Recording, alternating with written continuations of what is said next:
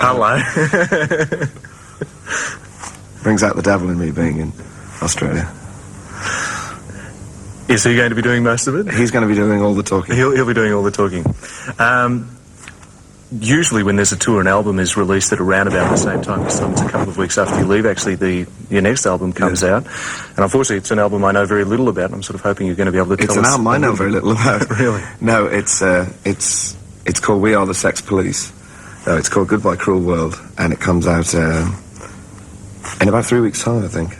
I think it's the best record we've ever made, which I don't always believe when you finish. By the time the records come out, I normally find fault with them already. Which is I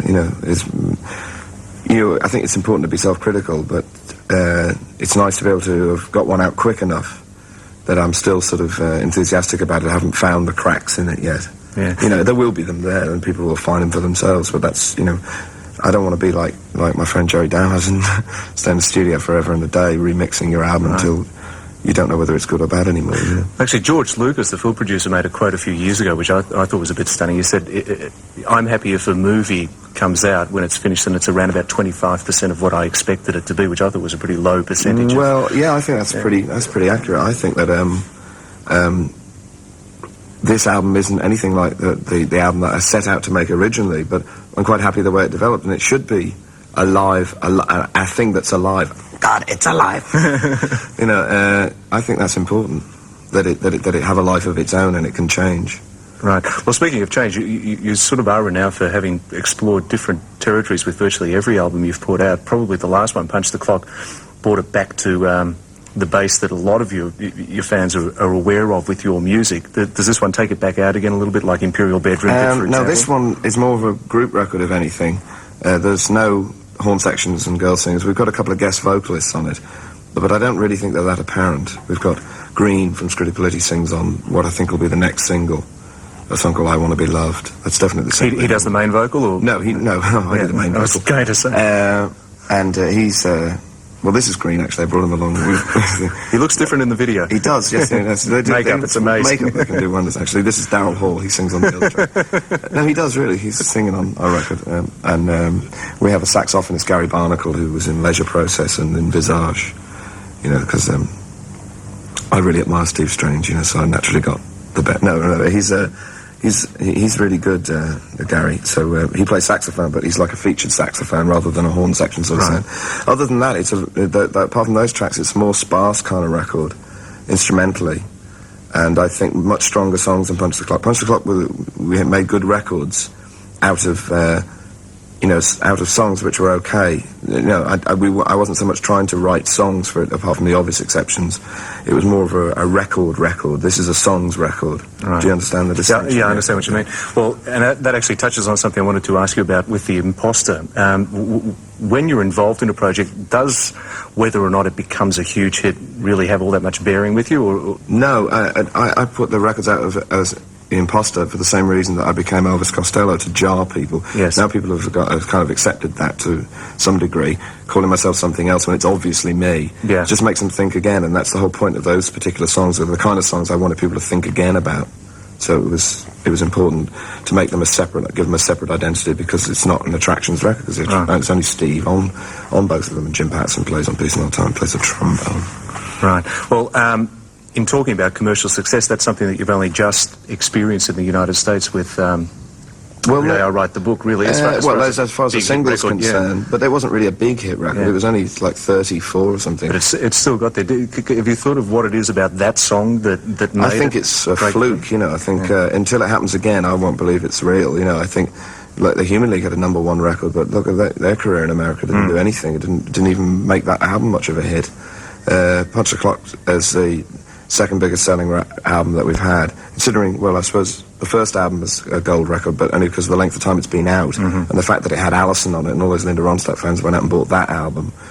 Armed Forces was the one which was the big seller most of the way around the world, the biggest one of ours. It's not exactly on the Fleetwood Mac scale, and Punch the Clock is the next one. So, I mean, we've achieved that degree, but we go up and down because I keep releasing records where I want to release, not the ones that are necessarily the best next career step, as some executive might see it. Fortunately, we've always had allies inside the record companies that have understood why we're doing these things for different motives than perhaps some other groups. Yeah, you've been very lucky that way, actually. I think. Well, we've had also equally amount of people that hate us for being like that, but that's their fault, Tell us about Special AKA. We ran Nelson Mandela a few weeks ago, about 3 weeks ago. I saw it actually the other night. We weren't too sure whether or not you'd be coming in, so we thought let's get it to air while it's... I think it's a marvellous record. I'm really proud of it. We did it in 3 days, which is a real achievement for the Specials. I mean, because they've been in the studio 2 years now doing the new album, and it's called In the Studio. I heard a rumour that Joe's going to remix it again. I can't believe he's going to be so foolish as to do that, because it sounds really good. I've heard a rough tape of it, and there's nothing wrong with it. He just won't let go.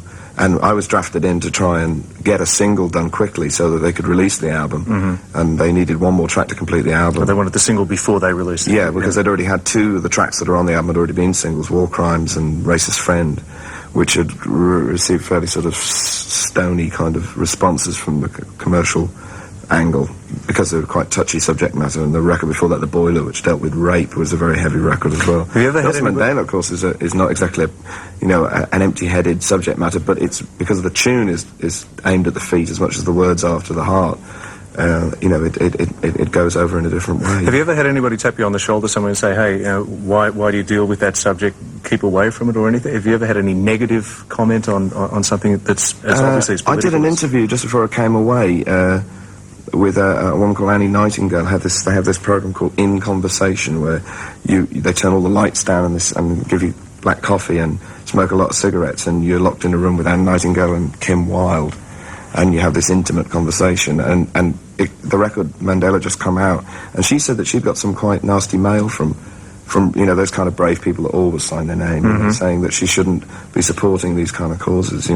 So I don't know how much mail the BBC might have got from, because there's an awful lot of people that have got vested interest in South Africa and maybe think that they shouldn't be stirring that kind of stuff up. And there's I think, ignorant people that say that, the same kind of idiots that say politics should be kept out of sports say politics should be kept out of pop music.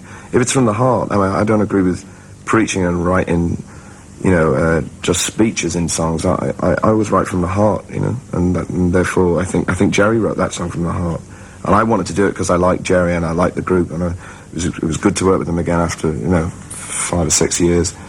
But because I thought it was a worthwhile record. Right. Well, we'll be running that once again in the coming weeks on Night Moves. We won't be running that one tonight. Before we wrap it up, though, just a couple of other quick points I wanted to cover. You were mentioning before we started doing the interview that you've heard Joe Camilleri's new project, The Black Sorrows. Yeah, which I think that's a fabulous record, and you must go out and buy it. It definitely brings out the devil in you. It's a great record, and it's like you can tell it's his real love behind the workings behind it. I've picked up good records while I've been here. I was just going to say, are there any others? The Jane Clifton single I like, that which Joe was also involved in, yeah. But I really like the Hoodoo Gurus. I think they're fantastic. I think they're from Melbourne, aren't they? And I Want You Back. It's brilliant. It's not the Sydney back, yeah. Are they Sydney back? Yeah, I thought they were Melbourne.